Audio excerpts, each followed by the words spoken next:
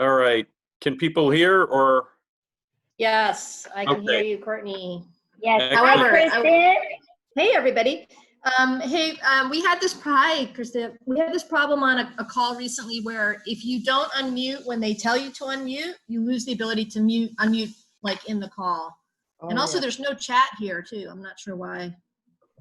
Yeah. That's right. Excellent.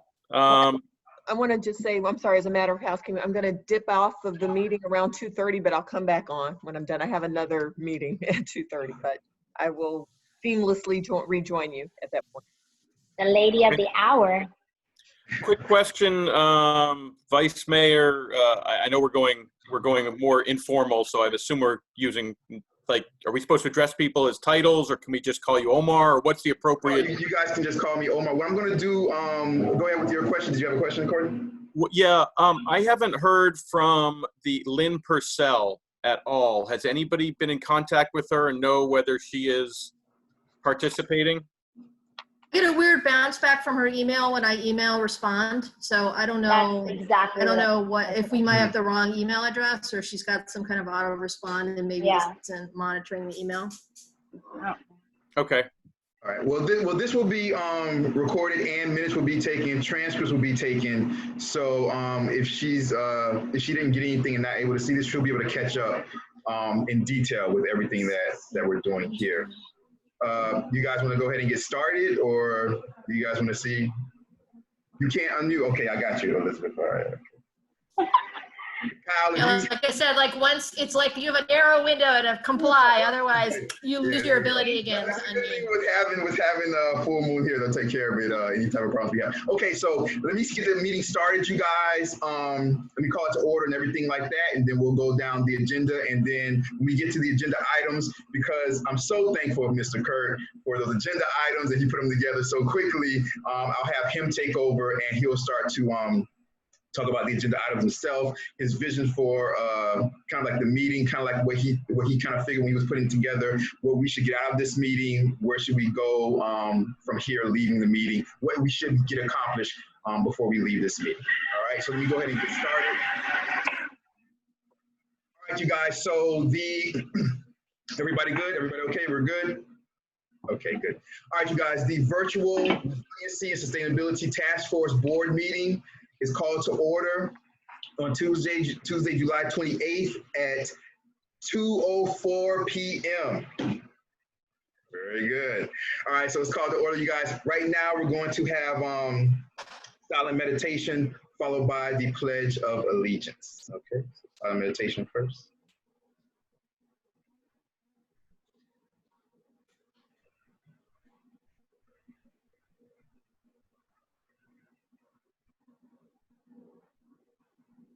All right. I pledge allegiance to the flag of the United States of America, and to the republic for which it stands, one nation, under God, indivisible, liberty and justice for all. Liberty and justice for all. Very much. All right, you guys. So right now, we're going to have a roll call very quickly. We're going to do a roll call. Names. Elizabeth Carpenter. Present. Thank you very much. Courtney Kirk. You can say present or here, Courtney, for me, please. He's muted and now he can't unmute himself, which is that weird glitch with the platform. Yeah. Kyle, can we unmute Courtney? I need his voice for the record. There we go. Yes, I'm here, present. Thank you very much. Maribel Fruitstone. Present. Kristen Mclean. Present. Thank you very much. And Lynn Purcell. Lynn Purcell, I don't see that Lynn Purcell is here. Also here for the record, we also have Chief Magnuson, El Portal Police Chief. We also have the village manager, Christia Liu. And we also have Hugh Gladwin is listening in. So we appreciate that. Nice. Very good. How you doing, Hugh? Good to see you over there. That being said, you guys all saw the agenda. Everybody who's on the task force, you guys saw the agenda. Motion to approve All you guys have to say is motion to approve the agenda right now. If you guys want to add anything to the agenda, take anything away from the agenda, you'll just say, oh, before I make a motion to approve the agenda, I want to have an addition to the agenda, or I want to have a deletion to the agenda. If there are no additions or deletions to the agenda, can I just please have a motion to the agenda? I'll move to approve the agenda. Thank you very much, Mr. Kirk. Can I have a second? I need a second. I for that. second the motion. Thank you very much. Who is that? Ms. Fruitstone. All in favor say aye. Aye. Aye. Aye. All opposed say nay. Hearing none. Moving right along. We have no minutes, you guys. Next time we will have minutes because this is the first meeting. We have no special visitors or special presentations. Right now, this is good and welfare. Anybody in the audience that wants to come on and say anything right now about anything on the agenda. Right now, anybody in the audience can come on. An agenda item. Anything about an agenda item. Somebody needs a plumber. You Is guys that you, Maribel? We can totally hear your sing. Yes. You guys can come on right now for good and well for anybody in the audience. I'm seeing no hands up. I'm seeing none. So we're gonna go, you guys, right into the item. Okay, so before I turn it over to Mr. Kirk, who once again I appreciate him and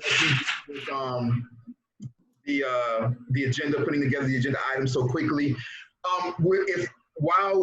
Let's do this while an individual is talking. If you're not talking at that particular time, you guys, let's mute ourselves. First of all, let's mute ourselves so that the individual talking is the one that is unmuted. Hopefully we have the power. Everybody who just muted themselves, unmute yourself. Do we have the power to unmute? Oh, we're doing. Yes. So Yes. let's mute ourselves. While an individual is talking, this is pretty informal, you guys. We're not going to do it like we do the council meetings where you have to raise your hand and things like that. But if it gets kind of like too wild, where there's like 4 people talking at once, then we will go to the raising the hand rule. But I don't think it'll get to that point. But we'll just all stay muted, one person talking, and then if you want to jump in, just unmute yourself, jump in, and we'll do it like that. We'll see how that goes. Okay. All right. So at this particular time, you guys, I'm going to turn everything over to Mr. Kirk. And Mr. Kirk, the floor is yours. It's all yours, my brother. Thanks, Omar. And folks, I'm going to try and share my screen just so we have the agenda up there. Because I think it's good to kind of be going off this. This is what Omar provided. Hopefully people see. Yes? Okay, good. I put this together simply as what I anticipate the initial formation of the task force. I have no interest in being chairperson. This is not, as far as I'm concerned, I'm much better at facilitating and analyzing than I am these other things. So I only put this together. I know everybody had a chance to review and there were a few items to add. I think it would be beneficial if we went around, at least for the task force members. I'm not going to ignore the chief or the manager or Omar, but if we can focus on the task force members and say who you are, why you think you're good here, what you want to add, concerns, just so we can, I mean, I know Kristen, but I don't, and I've met Maribel a number of times, but I don't know Elizabeth. So maybe we can all just do that. I'll start. My name is Courtney Kirk. I've been in the village for 15 years. My interest really is in process and being able to analyze and provide factual approaches. While I have concern for global warming and other things, that is not my passion. So I know there are others of you who are much more passionate. So I want to be very clear that this is where I'm coming from and what I can contribute and where I think I can help, where others of you will be much stronger in other areas. That's me. I'm going to mute myself and hopefully, if I can now, if somebody else wants to go. Kristen, I think you're next down on the list on my right. Yep. So my name is Kristen Mclean. I live at 270 Northwest 86th Street. I've been in the village since 2014. I live on the river along with Hugh Gladwin and Adam Old. I'm one of the 3 co-founders of the Little River Conservancy. We are the group that networks the neighborhoods on both sides of the river and who runs the river cleanup every year, among other things. We're also pretty actively tied into the county resilience efforts right now. I'm actually sitting on a panel tomorrow for the county, public panel about river issues. I'm here partly to represent Hugh and Adam and what we're doing to try to integrate some of the conversations. There's a lot of conversations going on, and to try to bring that into the village and create those relationships. I will say that my interest in I know we'll hash this out as part of this agenda, but I think that very often committees like this tend to be very high flying and have a hard time like getting down to the brass tacks of work that will benefit the local community. And I think that that my approach to this is going to be to try to encourage us. Like I like Courtney, like I do actually care about climate change. And I think that sometimes it's really hard to wrap your brain around it, and especially in Miami when there are so many stakeholders that are talking and have their fingers in the pie, that my approach to this committee is really to think about how can we create practical and kind of timely action for the village on things that we can actually affect. So things like evacuation plans and clear drains and working on the septic to sewer project and stuff like that. So that's where I'm going to be coming from, and I tend to be a super practical person also.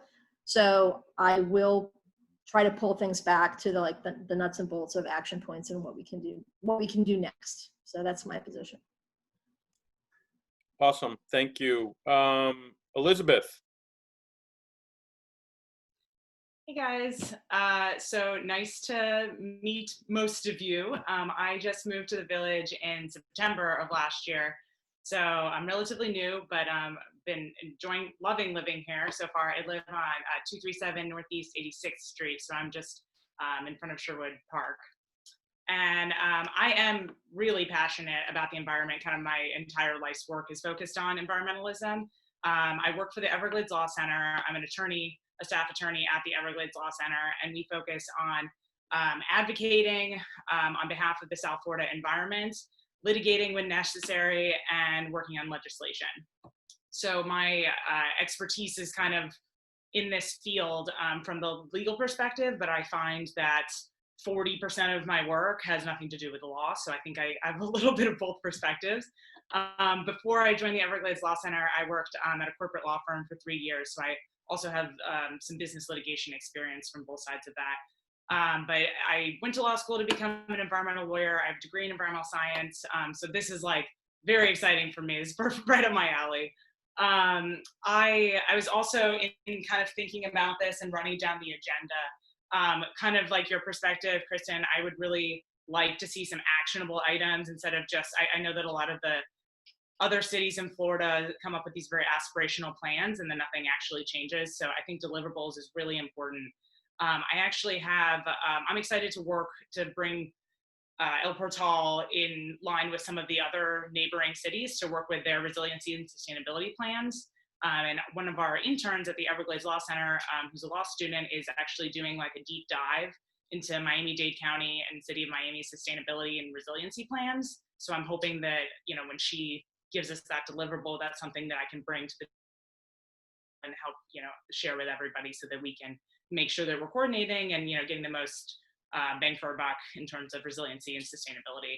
I was really excited about this resolution in reading it. I think that these are some really lofty goals. 25% renewable energy in 3 years. And then 100% by 2030. So I am excited to work towards those goals, and I'm excited to meet you all. Okay, great, thank you. And Maribel, there she is. Okay, Maribel. Hi, everybody. I'm Maribel Fruitstone. I live at 157 Northwest 88th Street. And I am a teacher by trade.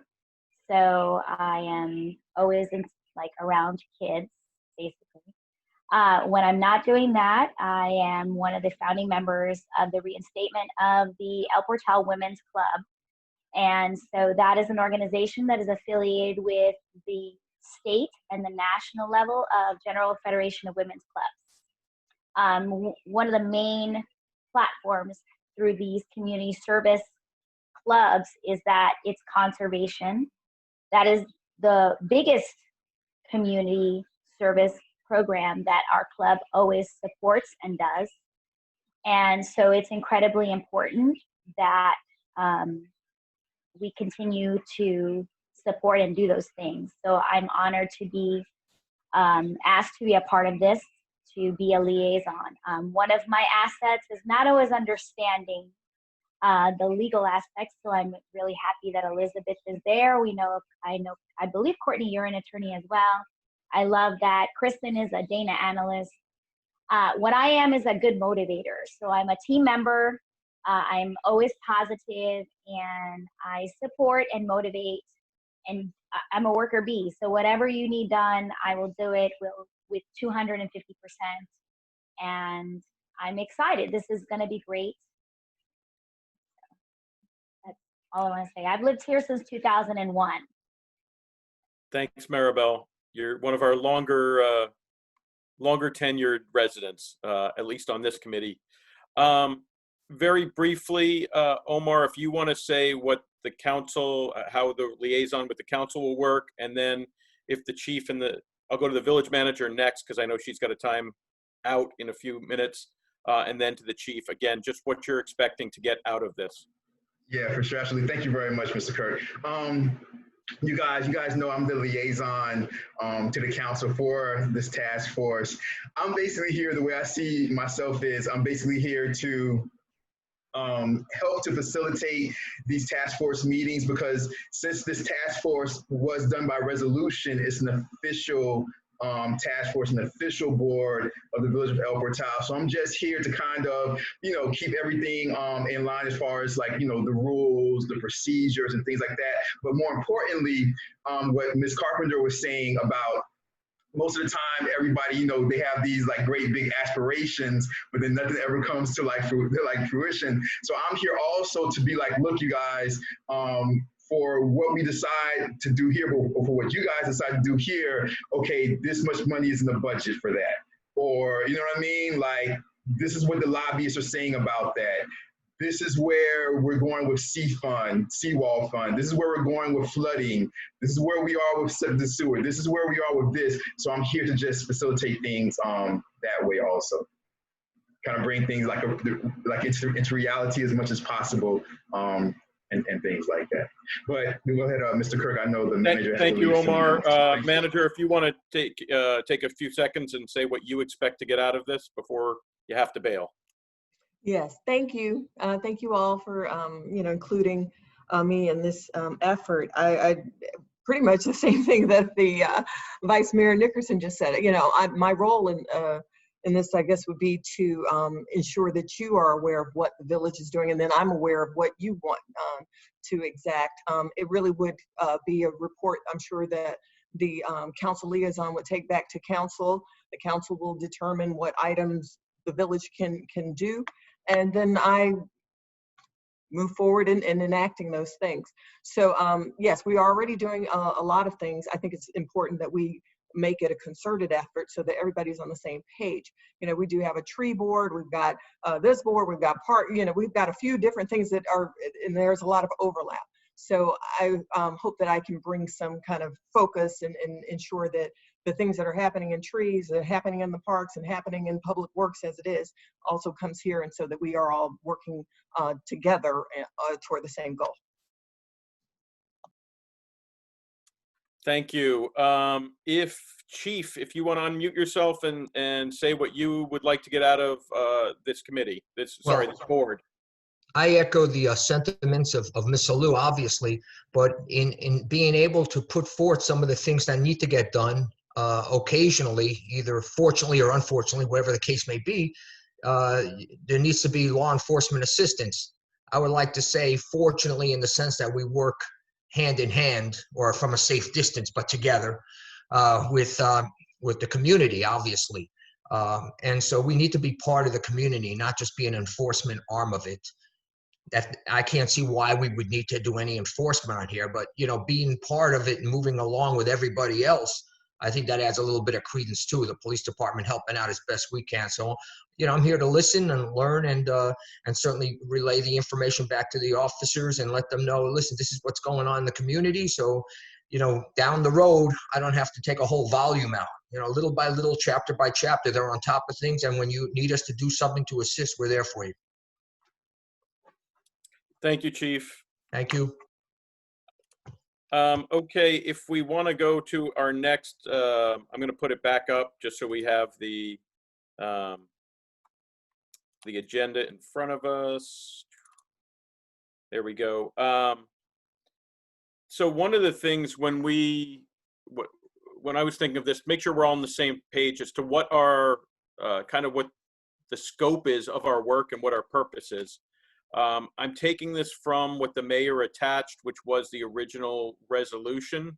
So for my 2 cents, we are here to advise the village. Let me actually bring up, I did have, sorry, I switched. Hopefully you can see, this was just my preparation notes. The purpose was to provide technical assistance and advice to the village council as mitigation and adaptation, not really sure, measures to respond to global warming climate change. And then further on, there are 13 bullet items that we have. Again, this is just from the attachment, the PDF. Does anybody want to, and feel free to unmute yourself, this is discussion. I'm just kind of trying to make sure we're on the same page. Does anybody have any addition, any explanation they'd like to add to what our real focus is, what our mission statement, for lack of a better word, is? Courtney, do you have can you share the 13 items? They're coming down here. I'm sorry, I'm not sure if you're seeing, are you seeing the original agenda by Omar or the one that I have with highlights? No highlight. We're just no seeing highlight. Okay. My apologies. I will do. My apologies. I just in preparation, I was just trying to make sure. Hopefully, you can see it now with the highlight. I can make it bigger.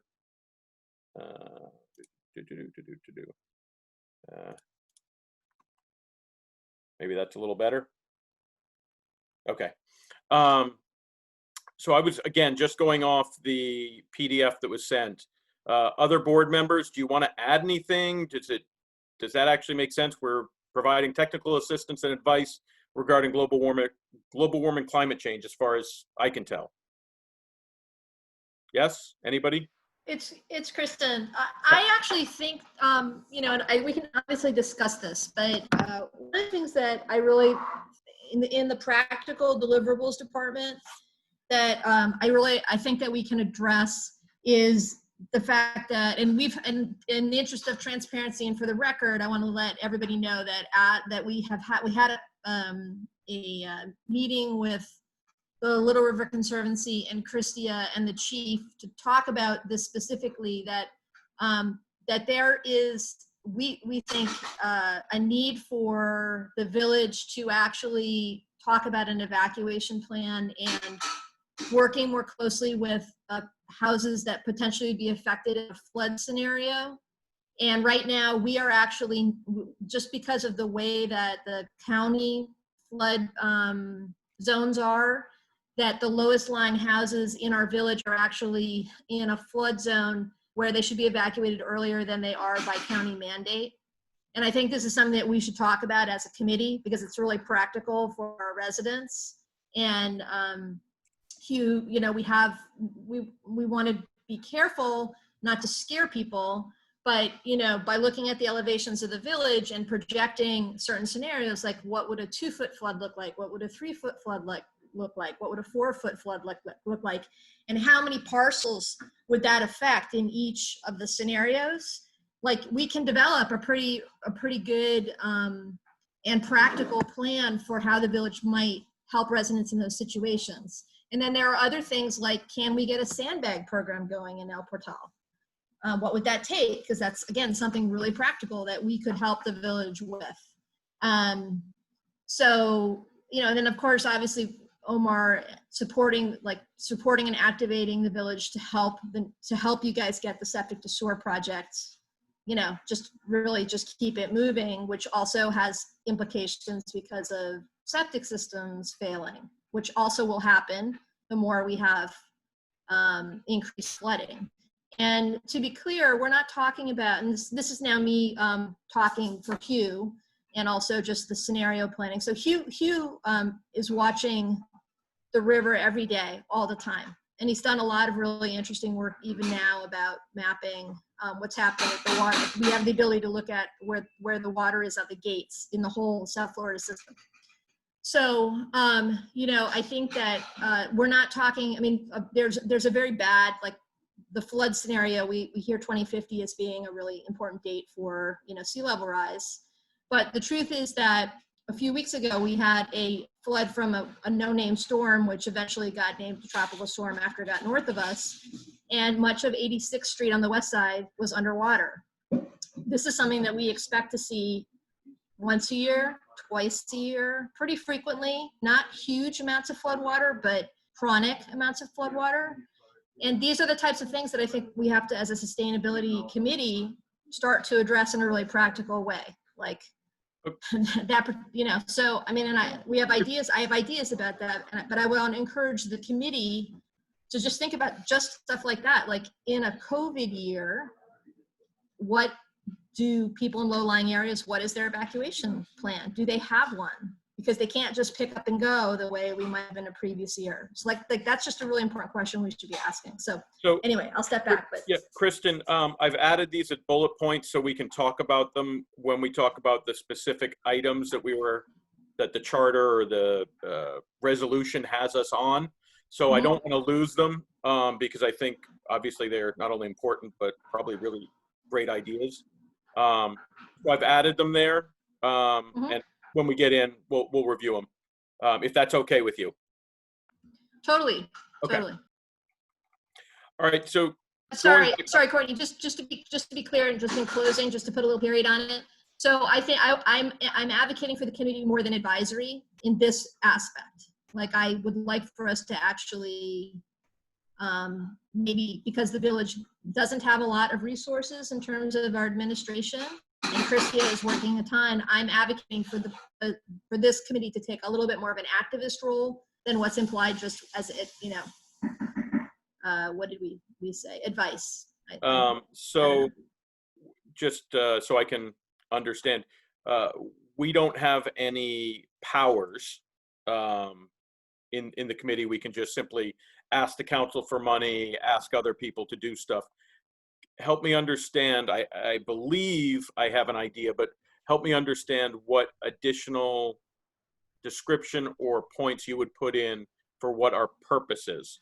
Like I would say recommendation. I would switch the language of advise to recommendation or something like that. That implies that we'll create something specific that then we can pass to the village. And I totally understand what you're saying and completely understand the, you know, sort of the limitations of what we're working with.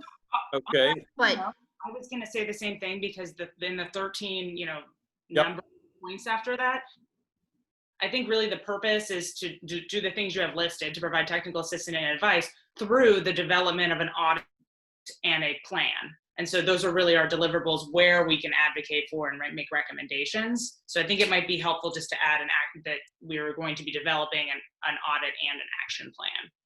And I don't know if that covers the concern you had, you know, Kristen, about making sure that we're making these recommendations. yeah, totally. Okay. So through an action plan to the, and it's not really to mitigation and adaptation measures as we're talking about them. It's, you know, I don't know what phrasing. So it's I think go ahead. I think that's good language, Courtney, because sandbagging is mitigation. So Okay. Yeah. All right. I'll hear you. I hear you. Are we okay with this phrasing? Can we? So action plan is defined in, you know, subsection 1. Right. So I think if you capitalize action plan, then it's clear it's referring to all the 13 points, in the resolution. I'm just going to put in a note because it looks like we might be adding a few based on what the board members believe should be added to it to be more complete and or more effective. Any objections to this approach for basically our mission statement? Hearing none. Okay, moving on to the next one.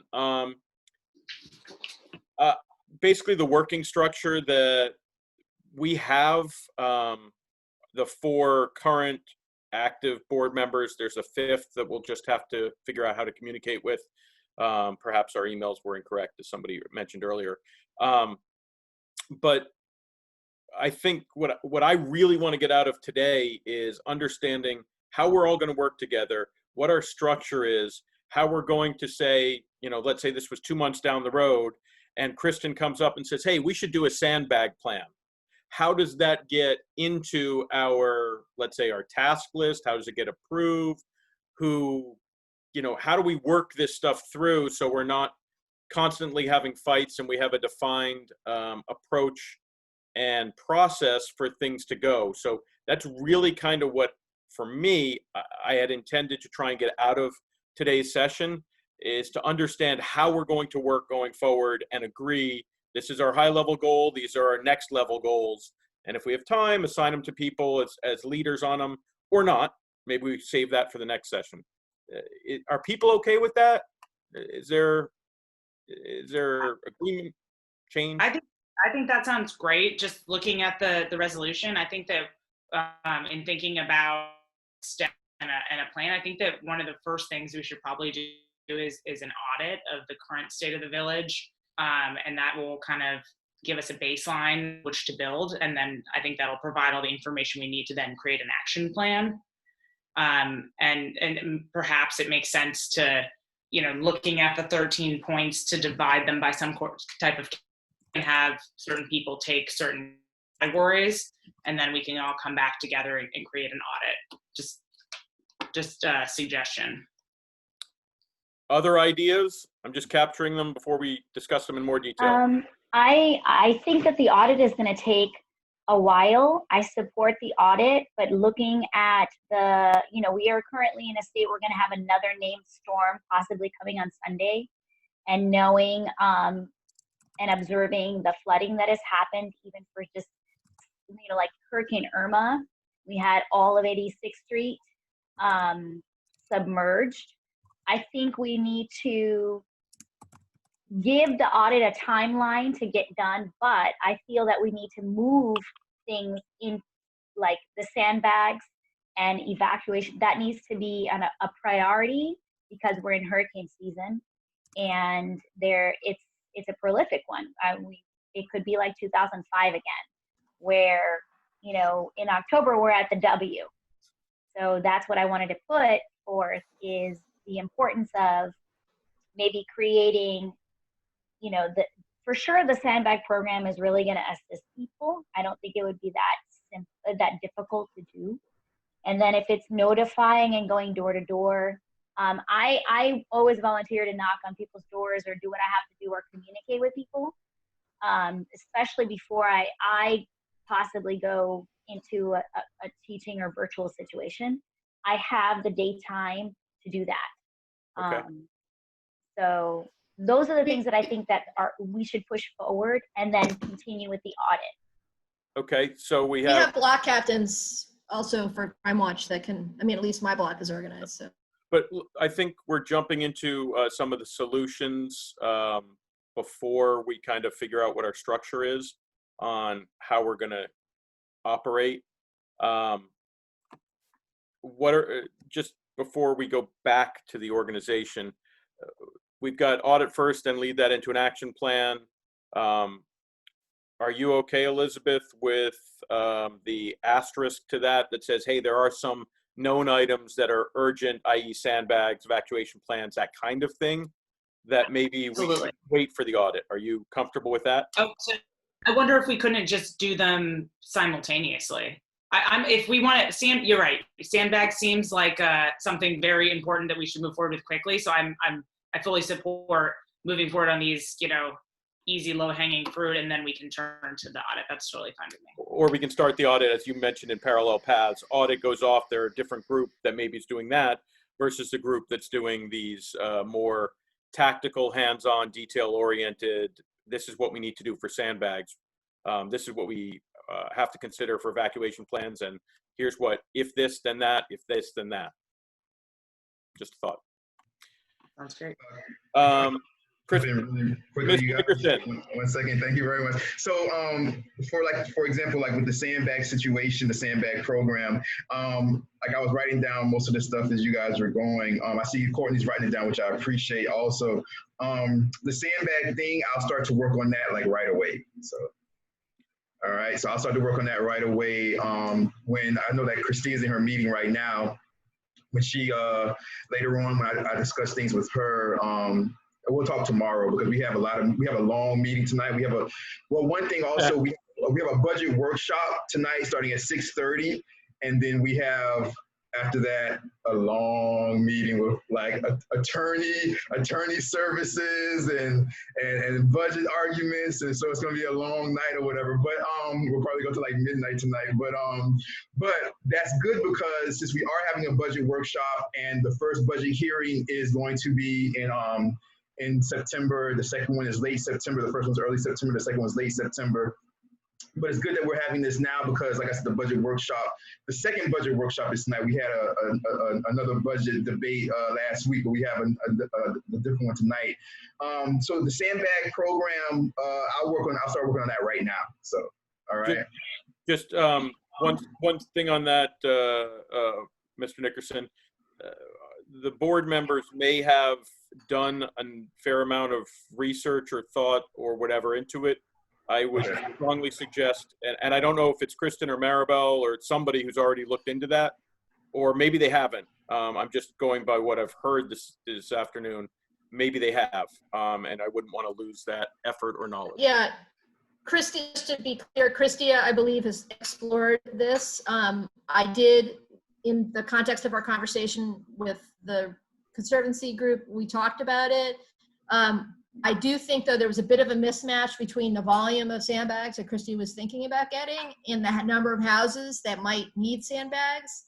And I think that Hugh Gladwin has a lot number that we might be able to work with for, a minor. If we just picked we picked a scenario like what happened a few weeks ago, which is our most likely recurring scenario, and just figure out how many houses in that scenario would need sandbags. We can come up with a more refined estimate of what we might want to get.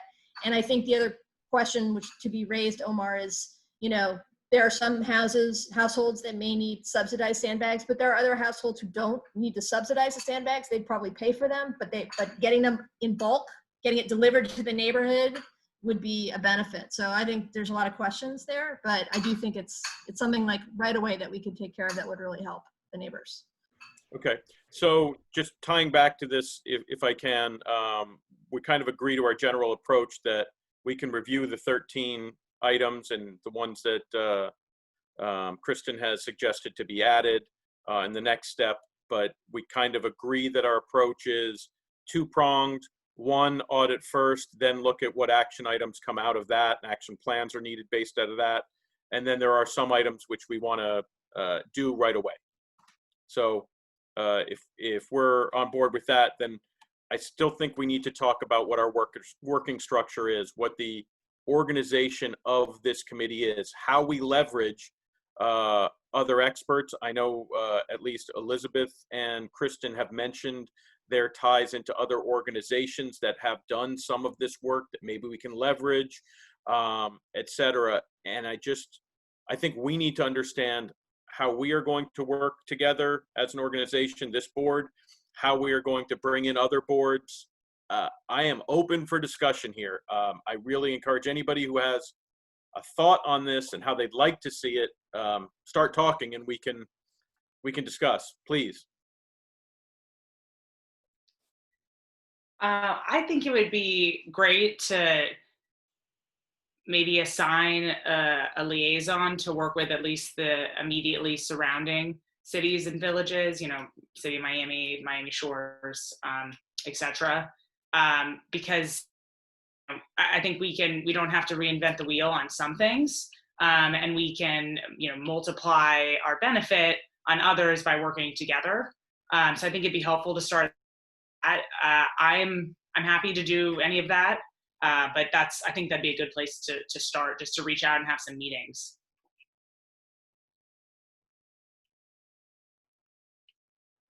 And as I mentioned, our Everglades Law Center's intern is doing some of this work already, and so as soon as we work on that with her, I'm happy to share that with the whole committee, and hopefully that's some helpful information.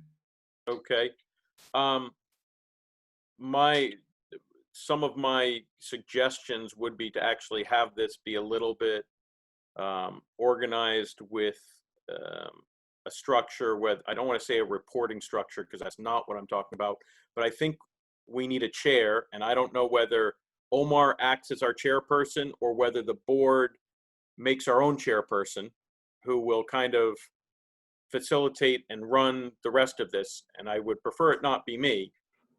Go ahead, Omar. You guys, it's up to you. So first of all, as far as like meeting with other municipalities, I'm willing to do that for you guys if you guys want to. You know, sometimes it's just, it may be easier because a lot of times when it comes to like just government, people that are in like certain municipalities or villages or cities or whatever, like they'll usually be more apt to meet with villagers or citizens that are within their municipalities because those are their voters. But if you're coming from an outside city or municipality, they may be like, you know, it may take longer to get those meetings with like, you know, a mayor or a manager or something like that with a different city or different municipality. So if you guys need me to be in those meetings or if you guys just want me to do it, I'm happy to do that because I could just set up the meeting as, hey, the vice mayor of, you know, of El Portal wants to meet with the vice mayor of Miami Shores or with the mayor. If you guys want to do that, or if you guys want to be a part of those meetings, I'm happy to go with you guys to do that. So go ahead. Thank you, Mr. Nickerson. God, it's tough not to call you Omar. It's all good. You call me Omar. Y'all can call me Omar. So just again to encourage, I don't want to say the strength of this board, but the board. I'd like to be able to say, hey, if we decide Elizabeth needs to be the liaison with group XYZ, that we can leverage you if we need it to say, hey, they're not listening to us. But she may already have a relationship with that group, and having you do it would be a step back. In some cases, if you do it would be a step forward, depending on what the relationships are. So if there's no objection to taking the offer as an assistance offer, not a recommendation, not a requirement, then I think that would be helpful. Exactly. You and I, Courtney, are sharing the same brain. so that means it's all your brain because you're much more intelligent than I am. But you and I are sharing the same brain because the second point I was going to make was I'm happy to do whatever you guys want me to do. But as I said in that first email after the mayor sent out her email, this is like your task force. So I don't want to make it seem like, oh, well, you know, the vice mayor is coming in to try to like control the task force or oversee. I'm not here for that. And I don't want that type of culture or that type of feeling. I want it to be your task force. I'm just here to help you guys out whenever you guys need me. So that's what I also want to say. Okay, thank you. As far as the public records requirements, am I correct that we all, like, are we not, I'm curious and struggling a little bit on the sunshine requirements for this board. For example, can Kristen and I go look at some other facility or some other plan, or does that has to happen in a meeting? What are our sunshine requirements so that we don't get in trouble, yet we can be productive? And I don't know who I'm asking that to.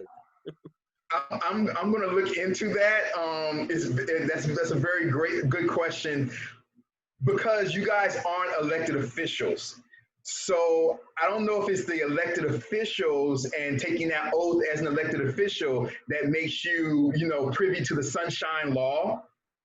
but you guys are an official board through resolution.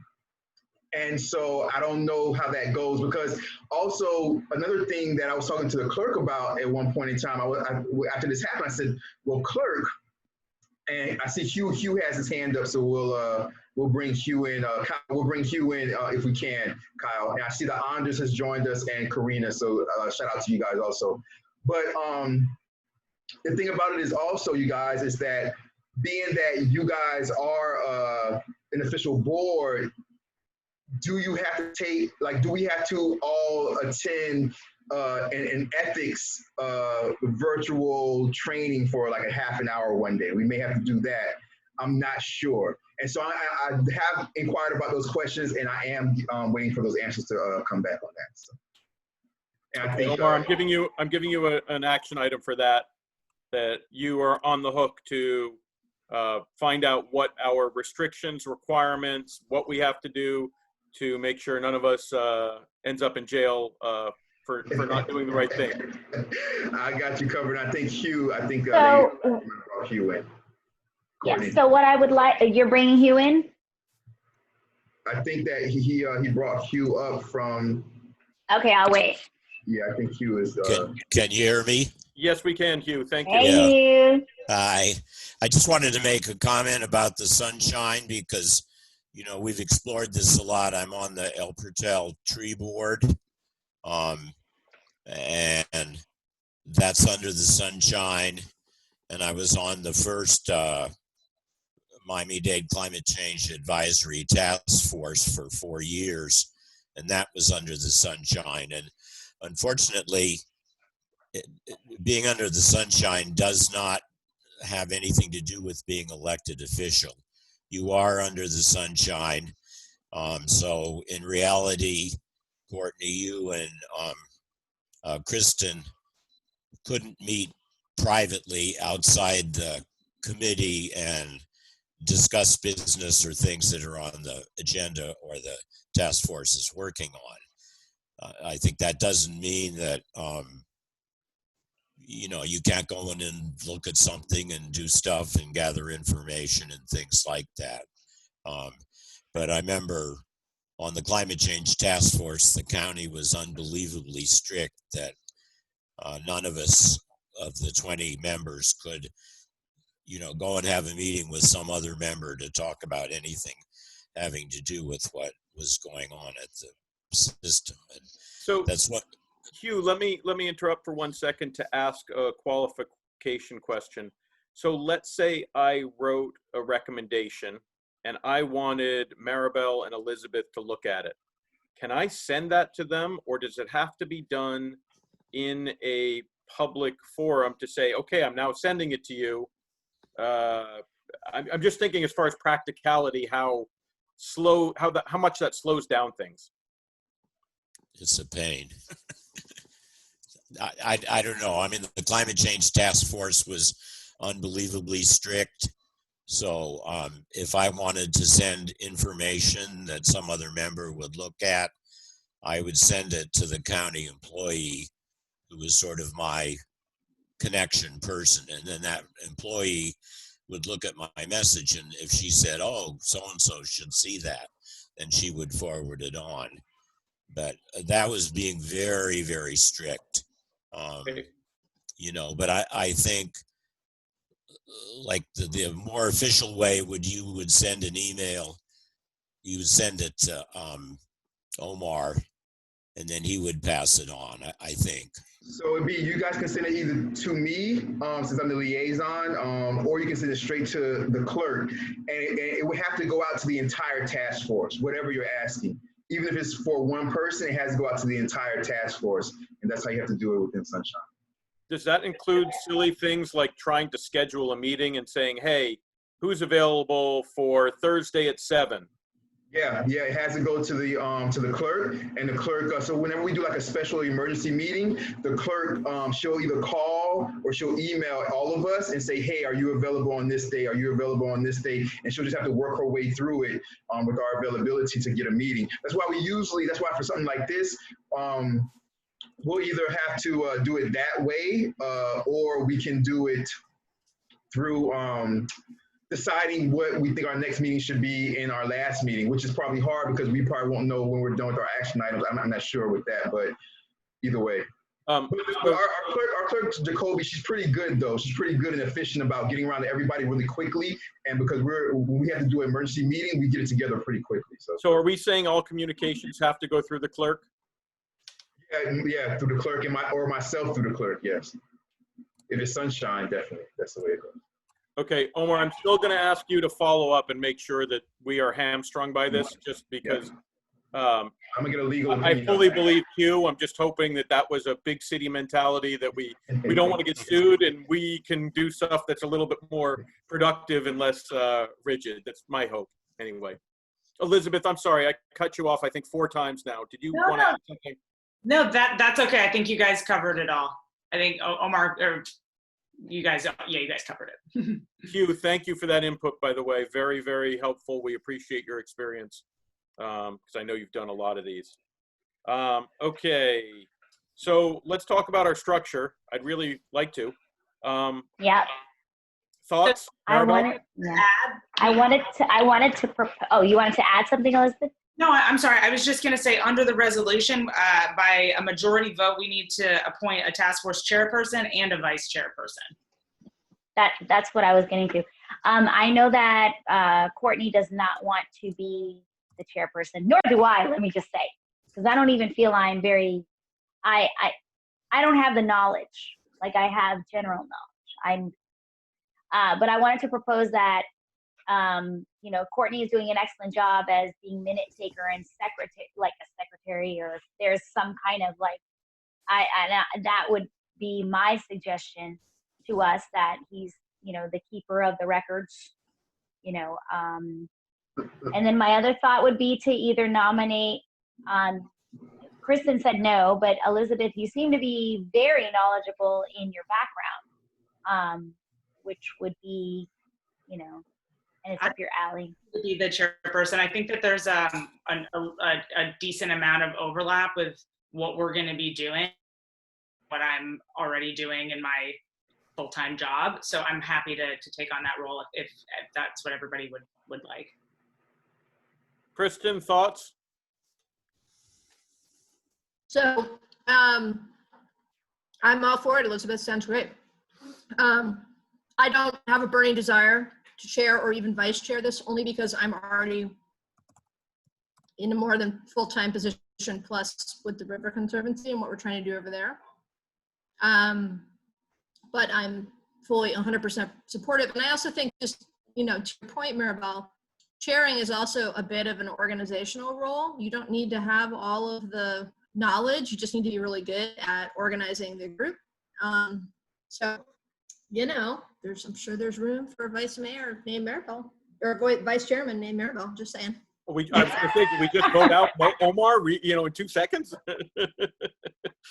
Well,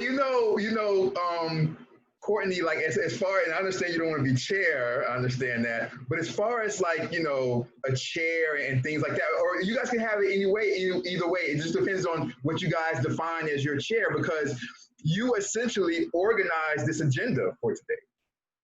And you did it very quickly, and right now you're taking these notes and things like that. So, however, so somebody else can chair. It just depends on what you guys figure out what the chair does. Because you can be, you don't have to be the chair. Let's say if Elizabeth is the chair, for example, or Maribel is the vice chair, you could be the individual that does keep the records, and and me and you can discuss through the clerk and things like that, as far as the next meeting, what should the agenda items be and things like that. We can organize that type of stuff. So it's all up to you guys how you guys want to define it. Okay, so thank you, Omar. So let me ask a question to Maribel. Maribel, do you want to be a vice chair? Do you want to be a committee member or a board member? Yes. Which? Vice chair, I feel I have responsibilities along with everybody else. So I don't feel comfortable entering this to be a chair. Vice chair, I guess we would be, or in the creation of it, we would be defining what it is. you know, it's not a problem. If somebody else wants to be it, that's fine. I know there Omar, are I two know you're people in killing our me, committee but that don't want to do it. Omar, do you want to do it? no, he can't. It's got to be I don't. something else. I don't want to because, like I said, I wanted to be like your task force. Right. And you guys Right. keep in mind that even though you guys are 5 members now, I don't know if Courtney was on that council meeting or not. But I think, and Maribel, you might have been on it also. Yes. When we did this and put it together, this is starting out as 5 members because we said that we would still be open to. If, for example, let's say there was an engineer from FIU that we meet that wants to be a part of it, or if there's some type of professor from Miami-Dade that works with like environmentalism or something like that wants to be a part of it, or different individuals that may want to be a part of it or something like that. So you guys being chair and vice chair is a good thing. It's very important, you guys, because you guys might be chair and vice chair, 6 months from now of a 12-person task force easily. You never know. So at least, And go ahead. sorry, Courtney, just thank you, Omar, for that reminder, because I did want to raise it. Are we going to 3 o'clock or what's our timing here today? I had don't assumed remember. 4. Okay, we can good. what you guys said, but I think in the emails we initially said 2 to 4. So that's Perfect. I'm conditioned to ask the question 3 minutes before any hour because that's just the way the schedule works. Otherwise, the electric shock starts. Exactly. So I did want to suggest that we consider adding a representative from Oakland. I was confused. Oakland Grove, Oakland Park. Our neighbors across the river, Yes. and possibly even extending an invite to the Pelican Harbor group, who now just recently purchased that really important property right on the corner of the basin across from Hugh.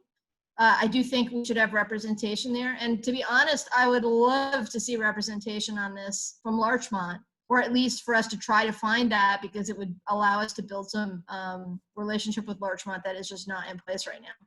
But for sure, our collaborators on the river over in Oakland Park, Oakland Grove. So anyway. My concern is we're doing this a little haphazardly, which is why I really want to work on what our structure is.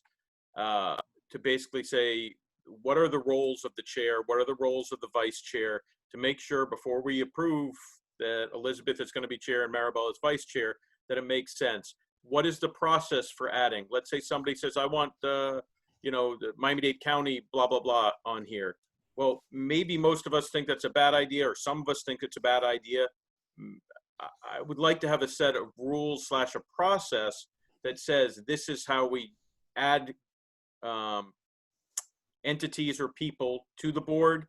This is how we approve additional items to be added to our task list, because otherwise it becomes a little bit haphazard and difficult, in my opinion, to manage and say we are meeting any sort of goals or we're not.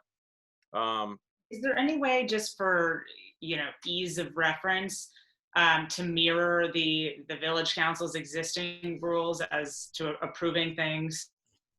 Obviously, that wouldn't apply to adding members. Well, actually, it could. We could basically just do votes on each item. The thing is, there are certain things that are purely discussion that are interaction and kind of. I don't want to make it so, or my opinion, and again, I am not the chair. We don't really have a chair yet.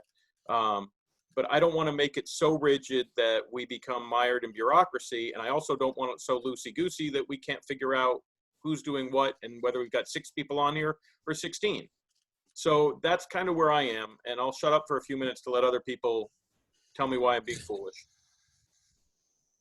Well, one of the things I wanted to do is also see if I just started doing a Google search to see if there are already established roles in other governments, because I know that or municipalities, like it just came up that North Bay Village has one, and I wanted to see if they have those defined roles and what people do. I don't always, I reinvent the wheel. If the wheel's already created, I make it better.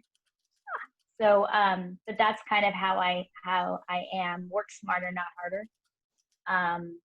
That's just my thought. I know that it's probably something that through the League of Cities, it's been established or suggested that every single municipality does create one.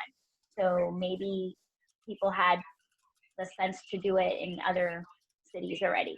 That's just what I want. Maribel, I think that's I have a relationship with one of the task force members in the North Bay Village group, so I can reach out to them, and they already have a document kind of outlining this, if everyone's okay with that.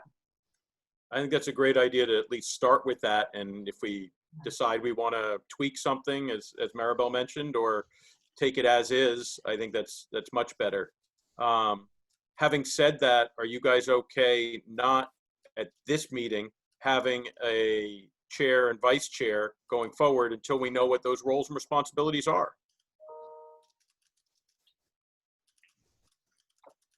Thoughts? Yeah, I just pulled it up on, my daughter was talking to me. I just pulled it up, and they actually may have something, Elizabeth, because I'm looking, it's a specific page on their government website, and they have been established since January of 2019. So there has to be probably detail, and it says the voting members, it gives it non-voting members, it goes very specific with the roles and the responsibilities, it details everything. So we may want to parallel this and rewrite it to suit us, because our village is smaller. Not much smaller, but it's smaller. So it may work out. Yeah, Yay! that sounds great. If you can, I guess the right way is to send that to Omar and the clerk, and then we can all get it. Seems kind of pointless, but that's the rules we got to play by these days. So if you can do that at least. But to move forward, is the task force comfortable not appointing a chair and vice chair? First of all, we only have 4 of us here. I'd love to get our 5th core member before we do that. That's my 2 cents, but if you guys want to do it now, we can do it now. I will defer. I just don't think it's great to have somebody do a role where they are not knowledgeable what that role entails. I'm fine with waiting. Agreed. Okay. All right. Thank you all. So I guess our tools and communications, I'll kind of push off the status reporting and let the chair perhaps come up with how they want to do, whenever we decide what the chair is, how they want to do status reporting, communicating to the, whether it's to the village manager officially, or to the police chief officially, or to the village council officially. Are people okay if we hold off on the detail on that until a little later? Yep. Okay. Then moving down to talking about kind of what our detailed responsibilities are as far as the items that we as a task force are responsible for. I grabbed these 13 from the PDF. I think we verbally have agreed we're going to kind of have a 2-pronged approach, an audit first that will lead into potentially many of these, but there are some that have urgency, like the sandbags and evacuation, et cetera. Are we in agreement? Is there any disagreement from that? Hearing none. Okay, so I'm just going to go through these. Hopefully people have read them in the thing that Claudia attached originally. So really we got a sustainability action plan, which I think kind of encompasses a lot of this. We've got the audit that we talked about. This plan, to me, number 3, the plan to assure genuine consideration of climate change, blah, blah, blah. This whole number 3, to me, is part of that sustainability action plan. I think that's the overarching item that we have, and that number 3 is a subset. Number 4 is a subset. Number 5 is even documented as a part of a subset. Number 6 identified as a subset. 7 is not really part of the plan, but part of the how we need to operate, I think. And how we need to leverage council and the mayor to get things done. And then I'm looking as I go through 8, 9, and 10 as well. You know, some of these, and I'd like to really echo what Kristen said earlier. Some of these are pie in the sky, and that I don't know, like I'll just argue for a moment on number 8. Ways in which the village can assist energy utilities to help advance the village's renewable energy goals. I'm not really sure how much FPL is going to listen to us. And I don't know if other people have ideas that some of these, maybe after we do the audit, we start prioritizing some of these higher and lower. Things that are actionable, realistic, and we can have an impact on, rather than, okay, let's have 100% renewable in the United States. Well, we don't control that. And I don't know. I'm kind of struggling a little bit on some of these. So I'm going to. Sorry to interrupt, Courtney. I also struggled a little bit with some of those. And to me, my kind of unstruggle with that one kind of fit into the like lobbying efforts for me. Like the only thing I can really think of is solar is, Yeah. you know, I was thinking that too. Mm-hmm. Yeah, to allow residential solar and make it more affordable and attainable and things like that. But I agree. I also struggled with a couple of these, but I think that we can, you know, fit them into the action plan to at least hit them in some way. Okay. Yeah, and the truth is that within the action plan, honestly, we're going to develop short, medium, and long-term goals as part of that. And some of these are going to fall under long-term principles that we'd like to see the village adopt and continue to work against or revisit. And then there are going to be some super short-term practical things that we can actually implement pretty quickly. So. Okay, so having high level reviewed these 13, and then there were 3, Kristen, that you mentioned that I just captured: evacuation plan, sandbag, and flooded homes. And are all 3 of these ones that you think need to be done urgently, separate from the audit and then the output of the audit? Or are you thinking that one or more of these hopefully will come out of the audit as something we need to do? I think that for me, I think that I would put evacuation plan at the top, or it isn't even an evacuation plan because it falls into that, but it's like, what's our immediate storm plan starting now for the village in a really practical way. So I don't know if the chief has a better title for this, but basically, in the event of a flood event or a coming storm, there are certain things right now that we need to address for the immediate safety of the village. And we probably have like I said, there's a minor flooding scenario, there's a medium flooding scenario, and there's a major flooding scenario, or a major storm scenario. And I think that, as somebody who's directly affected by potentially all 3 of those, I think there's some, just immediate concerns I have, or just, I think just in a really practical way, like Hugh's monitoring the water. If it's going to flood, we actually have the ability to know that in advance, enough in advance that we can let people in the village know that that's coming, but we don't have a phone chain or a plan for that. So what's that look like? And then do the houses that are in the way of, most of us who are in the way of a minor flood incident or, know about it, but a medium flood incident will affect more than just 86th Street. So Right. Are those houses aware, and do they have a plan? It's like that stuff, like really, really, really practical for like immediately.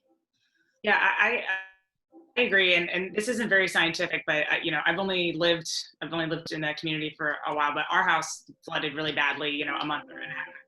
So, not our home, but our property, our garage was, in 3 inches of water. And since this just happened, I don't know if there's any way that we can capture through some kind of like community survey, like which house had, property damage as a result of flooding from this last event. We can look at the amount of rain that fell within a period and just get some idea at what area of El Portal we need to be addressing, or which homes. So Elizabeth, we know, I'm with you. And if Hugh was, like if we had all the time in the world, Hugh could probably pinpoint exactly where you are in his flood scenario. Like, but we don't really, like the day it happened, I got and like, can South Florida Water Management tell us what's going on? Because it wasn't clear if it was going to come up and stay up. It wasn't clear that it was coming at all. First I heard about it was when my kid walked past and said our dock was underwater. Like, so just like stuff that we actually do have the ability, we have the technology right now, and we have the knowledge right now to do a much better job right now of both mitigating it as it's starting and documenting it as it finishes. So. And just one more thing, I believe that the village asked for people who were affected by that storm to contact the village hall. I thought there was something on the website. We did. We sent pictures. We did. So that may be a first step to identifying who at least was affected by this last one, not necessarily who will be affected by the next one. But as Kristen mentioned, Hugh and some other folks have done some modeling that may provide a good guidance for that high, medium, and low risk, depending on a low, medium, and high storm. So are we comfortable that the storm safety plan, which encompasses sandbags, evacuation, and flooded homes, is something we want to start working on right away? Yes. Yes. Others? Yeah. Yes. Okay. Yeah. So Omar. I wanted to say thank you very much, Mayor. I wanted to say really quickly. Okay, so a lot's going to come out of this budget season, as far as resources, as far as different things. Because, for example, what Kristen was talking about, I know that's like that's the county emergency guide, more or less. And for some of those things, you guys, we just don't have the money in the budget for that type of thing. Now, it's not to say that if some things happen, with, FEMA and stuff like that, that we won't have, that we will never have the money. But currently we don't. And this is, and not to say that you guys shouldn't do it or you guys shouldn't go after it. This is part of that short-term, medium, and long-term type of thing. Like I said, I'm just here to, give you guys the numbers when it comes to certain things like that. When you guys were talking about— Are you talking specifically about the sandbags, Omar? I was talking about, specifically about the sandbags. Because it could be that we have to organize this ourselves on the first go round. Like I said, I think even just getting the pallets of sand delivered in into one place where people can come get them, even if they wind up paying for them, would be helpful than having 200 houses trying to source sandbags, Right, and I'd echo Kristen's point that we should be putting together on these sorts of things, in my opinion, the plans, and then saying, okay, as we put together the plan, what's our pie in the sky? Wouldn't it be great if? What is reasonable to have as a stretch goal? And then what do we think the lowest minimum acceptable thing? So, for example, on the sandbags, the lowest acceptable might be, hey, we need to see if we can get somebody to donate a dump truck full of sand and a bunch of sandbags. That's what we need to do. The village can't afford it, and everybody who can comes and takes a shovel and fills it up. And our long-term goal is to have, I'm making stuff up here, have a truck go through every street, knock on every door, and say, hey, how many bags do you need right before a storm? I don't know. Yeah. But we should be able to say things, and I would hate to see us stop thinking and stop, dreaming's the wrong word, but stop being proactive just because right now we don't have money, because who knows how we can raise money, get grants, whatever, who knows. Which is why I had sandbags. When you guys first mentioned sandbags, remember I told you I was going to start working on that immediately, because that's one of the things that I think that is more of a short-term goal. There's also things like, for example, when it comes to the power and FP&L and things like that, you guys, we are part of the Y Green, and we are part of the Soul Smart programs also. So those are the type of examples, like, for example, with the whole audit and things like that Elizabeth came up with, which was a great idea. When you guys speak to the village manager, those will be things through that audit that should be like, oh, for this, we're part of this. So since we're already part of something, then maybe we can lean on that particular program that we're already part of to get more out of that program to where you guys see as far as the vision of certain things. So I'm just here to share little tidbits like that. But I'm with you guys 100%. I didn't want to jump in after like so many times, like every time you guys discuss them. So I just want to jump in one time and just say a couple of things. Okay. So I guess my question is, where are we right now as far as what we want to do next? If I understand, the action item is for Omar to figure out what our public records, public responsibilities, ethics, blah, blah, blah training are, what our requirements are, and make sure that we are duly informed. So we are not doing something, whether it's illegal or just wrong. I don't want to do either. Secondly, I believe Maribel, you had gotten something from North Bay Village, and Elizabeth, you were going to touch base with your partners there, friends there, however you want to phrase it, to get that so we can kind of piggyback on their structure and tweak it for us rather than starting from zero. And then Kristen, my understanding is perhaps you want to start to outline the storm safety plan. Is that accurate? Are those the three kind of, or the three things that we're trying to do? The storm safety plan with sandbags, evacuation, and flooded homes? Yes. Yep. Can you guys hear me? My signal just dropped down. Yes, ma'am, we can hear you. Yep, I'm all for that. Can I ask a procedural question related to sunshine? I don't know if we have the ability to do this, but I find do we have the ability to work with any kind of centralized file system like a Google Docs or something where we can Microsoft share and Teams archive? or OneDrive, or any one of those. Totally. Some Teams, because the texting functionality, I'm not sure if we can use it, but someplace where we can have a centralized file where we can put our agendas, we can put our working documents and any other things that we need to have them in one place. I'll get that, and I'll get that information, you guys. Because that would be incredibly helpful for simply things like what Elizabeth and Maribel are going to kind of capture. Instead of having to send it three ways, they just throw it in a folder, and if I want to go look at it, I look at it. It's there for public records. If we get any investigation, if we, hey, who did what to whom, we have that information. I would love, and Kristen, great point to raise. Love to do that. And also centralized agendas, right? Centralized minutes, like a place where we can archive everything, so we can find it. Right? I hate hunting through email for documents. I guess so many emails. Yeah, in reference to, I already copy and pasted and sent it to Omar and Yanis to share it with all of you guys. So that was an easy email I just did, so. Yep.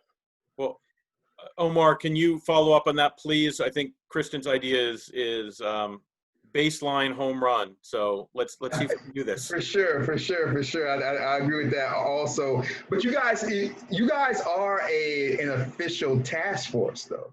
So we can, I would say, and this may not be ideal, but we can do with you guys the same thing that we do with all the council stuff. We can put it on the website. It can be available at all times, everything, all the agendas, minutes, everything.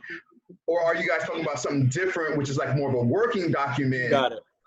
I think we're talking much more, at least I am talking much more on the working product. When we're done with, plan A and we're ready to release it, absolutely goes to, in my opinion, council, website, whatever. But when we're trying to just argue over, hey, I think Tuesday at 4 p.m., I don't think that makes sense to put on the website. No, it doesn't make sense to put on a website. And for that right there, I'm going to really have to check, because the problem is the whole thing with, I'm just going to have to check on it. Yeah, I was going to say. Sunshine is really tricky, so I'm just going to really have to check on it, because as far as keeping like a document that's an inner kind of working document, and so that's the reason why, for example, for the council, anything that we want to work on, we have to do it at a meeting. So we should be able to ask our village attorney, at least for him to provide guidance and statutes that apply to our board, not to the council, but applies to our board, that has no legislative authority whatsoever. Exactly. So I don't know what we can and can't do. I'm gonna figure that out. You had mentioned a number of restrictions, and I don't know whether that was out of caution or that was out of requirement. And I just would like to find out whether. I'm gonna figure all that out right, like immediately. I'm gonna figure that out right away. Thank you guys for that. Yep. I also, that's a great idea, but from my, limited understanding of this law, if we are encompassed under it in the same manner an elected official would be, I don't think we're going to really be able to do any of that stuff. It's really restrictive. You basically can't talk about anything related to your government work being a publicly noticed meeting. So I really hope that's the case, and I hope the Sunshine Law doesn't apply to us, but if it does, I think we're going to be pretty hamstringed.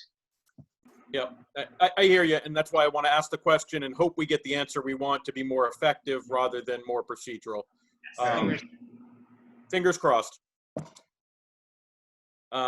Okay, so council members, board members, whatever we're calling ourselves, board members, what else do we want to accomplish at today's meeting? We should probably set up how often we want to meet. I know the resolution says at least 6, publicly noticed meetings a year. So I guess we should decide how often we want to have it, whether it's just a minimum of 6 or whether we want to do, monthly or every 6 or something like that. Thoughts on frequency?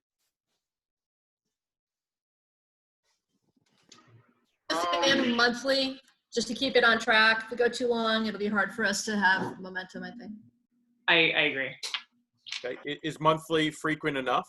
Question mark for this beginning, and I don't know.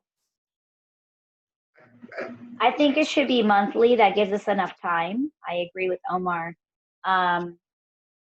North Bay, I put my phone in. I'm losing batteries if I sound weird. The one in North Bay Village meets every month, but they meet at night. So. Okay. All right, so if we want to, I think, so are we comfortable with 1 month? I think people kind of have coalesced around that. Any objections to 1 month? Okay, so that would be the end of August. I would strongly suggest we not do it on Tuesday, given all the council stuff going on. I think that's probably just not a good time for things. Are people comfortable meeting during the day? Do people want to meet in the evenings? Let's start with that. I'm comfortable with either. Me too. I'm comfortable with either. I prefer day. Kristen? Me too. And strongly prefer day. Strongly prefer day. Afternoons work better than mornings, or vice versa? Early afternoons are our best for me, and Tuesday and Wednesdays are particularly good. Okay, do we want to try and target a Wednesday afternoon? Just right now, I don't know if people can look at their calendars. I'm going to do that. Let me look at Wednesday. We're looking at the end of August. So if we wanted to, that would be the 26th of August. Are people, that's a recycling pickup day. If we were recycling. Are people good with that? Is 2 to 4 work for people? Do you want 1 to 3? You want 3 to 5? I think for these first couple, we want to mark out 2 hours. And if we end early like we will today, that's great. Everybody gets free time.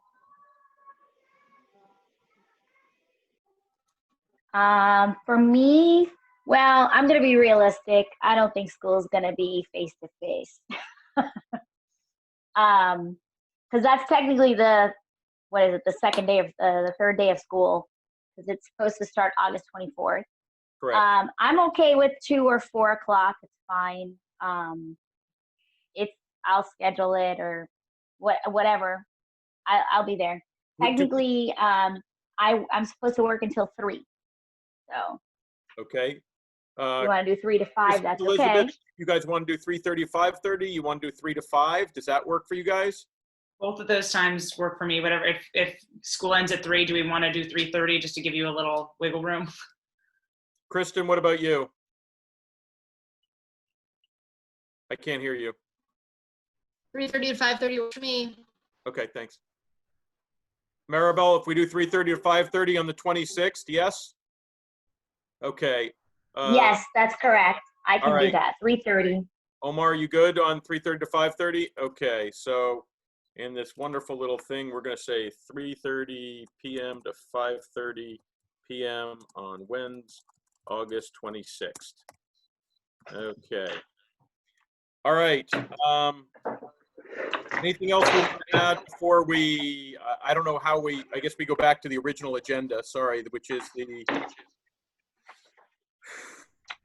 resolutions and ordinances, the mayor, manager, and committee and attorney reports. I'm not sure what those are, Omar, on the. No, we don't have any. If we don't have any reports. I have no report. The manager is not here. She didn't have a report. Unfinished business, general orders. That's just if there's anything that that's unfinished. Any ideas anybody thought of at the last moment. That's that. New business would just be anything new that anybody wants to discuss that wasn't on the original agenda, but they feel like it's kind of like a separate issue they want to discuss. We have no new business. Good and welfare. This right now is the time where if anybody from the audience wants to come up and talk about anything at all, there could be anything on this agenda. It could be anything that's in your mind. You can come up and talk about the history of the Civil War right now if you want to talk about it and how government failed. It could be whatever it is. The second good and welfare is when anybody can come and talk about anything at all. So let's see. Hold on. Our only attendee right now is Anders. Well, you might, Anders might, he might want to give us, a little history lesson. So you never know. You might. But that's what the second good and welfare is. Okay. I am seeing no hands. Oh, I see. I have my hand up, I think. I see one hand up. Go ahead. Right. Hugh. Go ahead, Hugh. Hugh, you had something. Okay, yeah. Yeah, this had come up before, but I wanted to, in the first place, the Little River Conservancy group of Kristen and Adam and I, we've been working on a lot of stuff. One reason I definitely did not want to be on this task force was with only one member of the three of us on the task force, it means the three of us can continue to work on stuff. But I wanted to ask, maybe for the police chief also and village manager and Kristen and everybody, I put together an online report for the meeting we had about flood conditions and sort of the interconnection between flooding in the village and, the river water levels and why where Elizabeth lives it flooded last time and stuff like that. So I think it would be a good idea to make this available to all of you in the committee. Is that okay? What do you think? Kristen, is that okay? Yeah. Yeah, so, I think, does it mean, Omar, that I need to introduce it, or can you introduce it directly? Probably, I would introduce it and circulate it, right? Yeah. I couldn't understand Kristen. I don't know if other people could. Yeah, I don't know if anybody else finds Zoom to be a total bandwidth on this. I'm having trouble today. Question is whether or not I can submit it to Omar, then Omar can circulate it. Exactly. It's just a web link, so I can send the web link to all of you. No, so what we need to do, let's send it, Hugh, if you can send that to the village clerk, either myself or the village clerk. Send it to your niece, and your niece will distribute it amongst all of us. I was also going to say, Courtney, your notes, if you want to get them to all of us, send those to your niece. Okay. I'm assuming that I'm assuming the actual notes will be done by whatever service you use to transcribe the Zoom meeting. Yeah, no, for sure, absolutely. But I'm saying this document that you are working on right here with shows the next time of the meeting and stuff like that. If you want to get this out to the rest of us, send it to you send it to me. I'm just a liaison. Send it to me or just send it to your niece and your niece. All it is a URL, a web address where the report is. Okay, I see what you're saying. So I could send it to you or just copy everybody with it. Just send it to me, Hugh. Okay, I'll do that. Hugh isn't part of the task force. He should be able to send it to all of us as long as we don't communicate about it after he sends it. Yeah, as long as, which is true, as long as we don't communicate with it afterwards, it's just, since we're here on the official meeting, I would just rather it just let me, No problem. my decade in my decade as an elected official, Yeah. and see all the ethics complaints that have happened over time to all sorts of many individuals. Just please, people, let's just take that one little extra step. It will help me see. I will send it to you, Omar. Thank you very much. I appreciate that. But there's also a second web link you might want to have. As we're watching this system come up, the police chief and I have been bombarding back and forth with various messages about the storm. So I decided, since I'm monitoring it and potential flooding, that I would just have a web page to keep updates for El Portal, so you can just refer to it. So I will give you that now. My server is called C7RioChico.net, C7 Little River in Spanish, .net /EPW, El Portal Water, Wind, whatever. So C7RioChico.net /EPW. It's up now. And if you just bookmark it, I will keep, probably, certainly every time, every 6 hours when the National Hurricane Center updates their forecast, I will update it there too. But it will also have flood information for the village and stuff like that. Thank you. Thank you, Hugh. As always, very helpful information. Omar, you wanted to add something? Yes, I'm going to allow, Courtney, you're the one presiding, I'm going to allow you to ask for the motion to adjourn and stuff like that. But before we do, you may want to ask if the village manager or the chief has any last words. They might want to have anything. Village manager's back. There we go. Hi, welcome back, village manager. Anything else thank you, Omar, for the guidance. Anything else from either the chief or village manager for what we're doing? I'm assuming that we will have Yanis put out the next meeting request and all that stuff. So, Yeah, I don't have anything. I'm going to have to get caught up because, of course, I've missed a lot. So once I'm caught up, I'll be fine. And we assigned all action items to you, and we're all going on vacation. So that's what's going on. Well, I hope you enjoy. Chief, anything you'd Hey like to add? guys. Just in closing, I think Mr. Gladwin's website right now, throughout the next few months, is incredibly important. Great information to get that knowledge, and not just for everybody here, but I'm thinking for the whole village. It's just great. It's a calming effect to know what's going on and the time frame you have, and knowledge is power. So this is really good. Thank you, sir. You're welcome. All right. Anybody else on the task force before I ask for Kristen? Did you want to say something? Yeah, just one quick thing. So in the short term, immediate department of the sandbags and spreading the word about Hugh's website, and just like a quick and dirty action plan for the immediate future. I'm a little unclear about who I'm allowed to talk to about that and what is going to be the channel for that. Is it that I'm going to work with Christia and the public safety part of the village council, or are Hugh and Adam and I going to make some recommendations and then distribute them back to this committee to go to the village council, or how do we want to do that? Omar, did you want to weigh in on the structure? Yeah, it's however you guys want to do that. It depends on where you guys are in that process, right? If Kristen, if you feel like you and Hugh and Adam already have recommendations to go, then if you wanted to come through this, if you feel like you wanted to come through this committee and include this committee, because they might have ideas on it, like they might have, add things they want to add to it or things like that before you guys take it, give it to me, and then I take those ideas to the council. Because when I always remember you guys that whatever you guys decide, when you guys want to put it into action, I can always introduce it to the council as a resolution or whatever it is. Yeah. So okay, we have done some work on it. So I think this is a good plan of attack. So let me gather those thoughts into a document that is clear, and then I will pass it to you to share with this committee. This committee can take a look at it and see if there's other things that we want to add here. And then once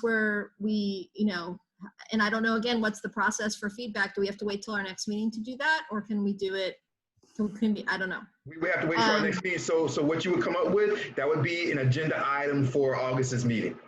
So, but Okay, but my concern is the first time I'm going to read it is at the, at the dais, although it's a remote one, or can I actually get her draft and then say, hey, these are the 7 changes I would like to make. Again, going through Eunice as the contact point, but still going back and forth so that we can be productive. So what you would want to do, or we want to do is, and Kristen, as soon as you get it to me, I will give it to Eunice to release it as an agenda item. It could be released as an agenda item. It can be released 2 weeks ahead of time if we want to. Yeah. You know what I mean? And I would say, by the time we get here, it's like, ready to go. Yeah. Well, and also my concern is that we'll be looking at it the day after a storm, right?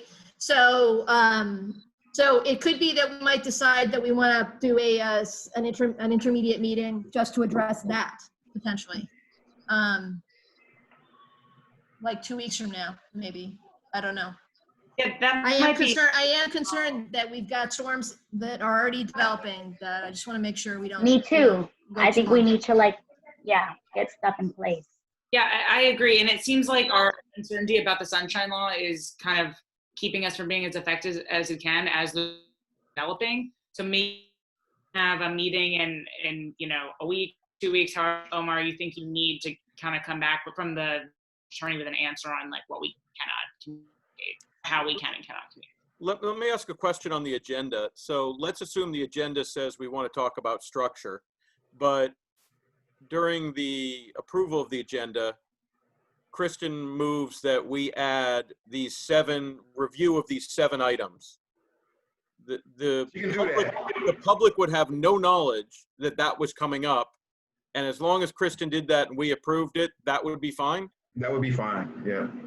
That's the motion to approve the agenda with any additives or deletions on the spot. They allow that. Unfortunately, yeah, the voters won't have time to go over themselves, but that is allowed in government. They can on the spot take things out of the agenda or put things on the agenda and approve it at that particular time.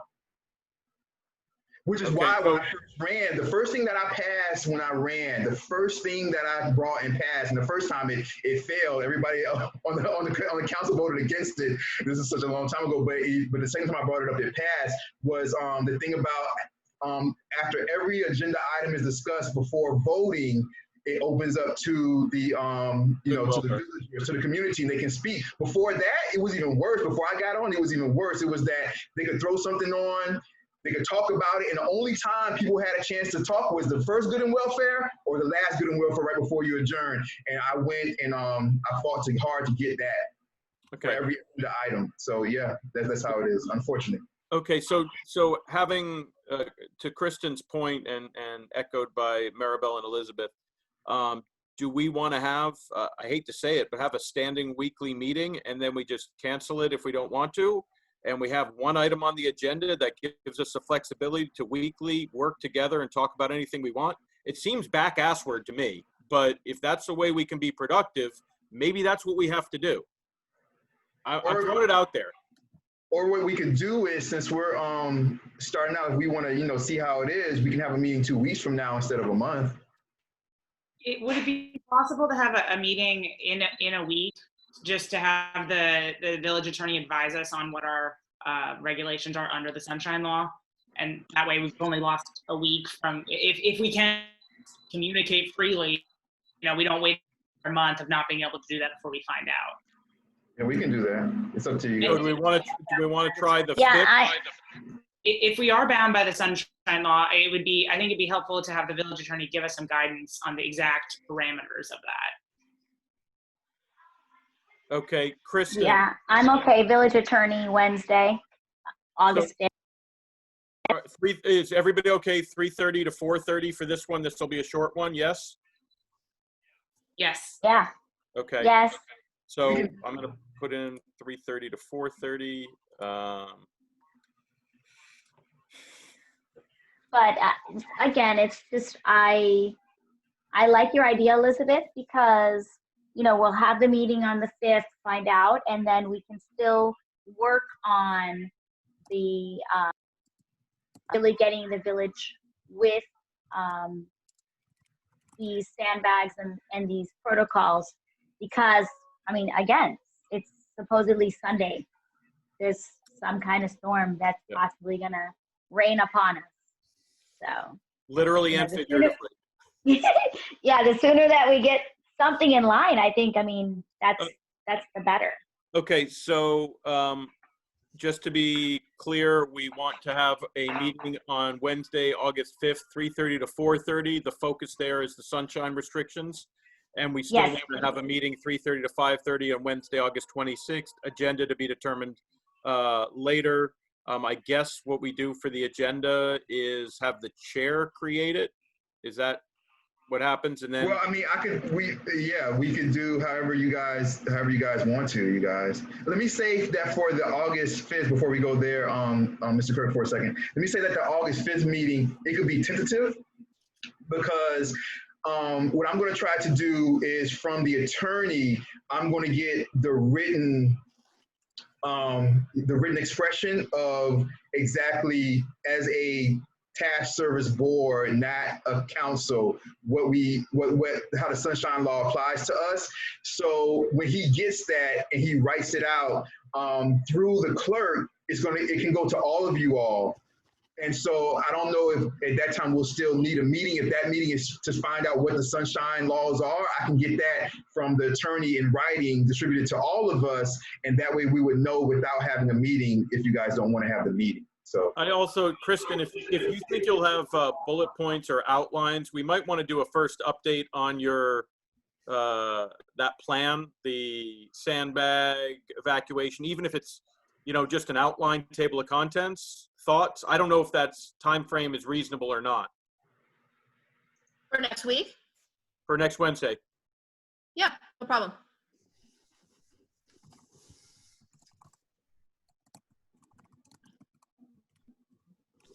All right. And again, we're not looking for, I mean, hey, you want to do a finished 750 page. No. This is like, it will fit on one sheet. This is just like, if a storm comes in the next week, or from now until October, this is our short-term village plan for dealing with scenario A, B, or C. Okay, perfect. Yeah. Okay, so Omar, we're going to request both meetings. We don't obviously have to advertise the August 26th yet, but we probably have to think about advertising the August 5th soon. right away, I'll get on that. I will commit to this evening, tomorrow before noon, to reviewing this, what I have here, saving it, making it a little bit prettier and clearer, sending it to Omar and Yanis for distribution to the rest of us. That's pretty much where we are. Before I ask for closure, does anybody have anything they want to add?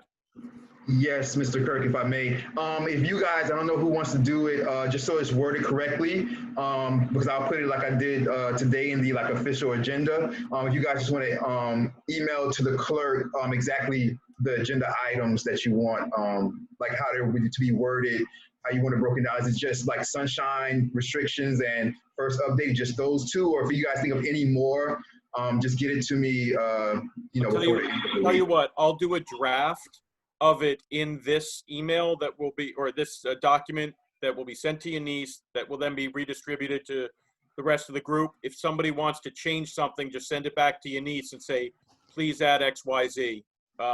Just do it before Friday, you guys, because I want her to get this stuff out by Friday, the advertisement and all that type of stuff. So, all right. And whatever you send to her, CC me on it, please, so that I want. No chance. Sorry, you're out of the loop. I know. Okay. Can I get a motion to adjourn the meeting? I'll make a motion. Go ahead. Well, I'm not on the task force. Who's going to make a motion to adjourn? I'll make a motion to adjourn. Do I have a second?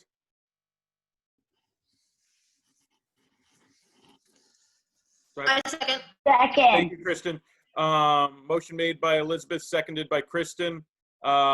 All those in favor of closing our first meeting, say aye. Aye. All opposed? Aye. All right, I think we're in good shape. Thank you all. As I said, I will send out this email with the action items. Thank you all. Thank you very much. The Sustainability and Task Force Board meeting for Tuesday, July 28th is adjourned at, what time is it, you guys? It is 3:46. 3:46. 3:46 p.m.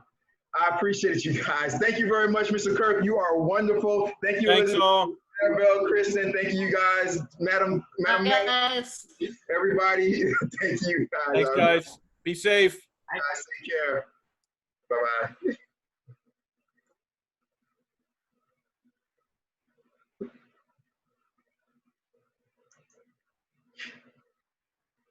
Thank you, Kyle. Appreciate it, Kyle. Full moon.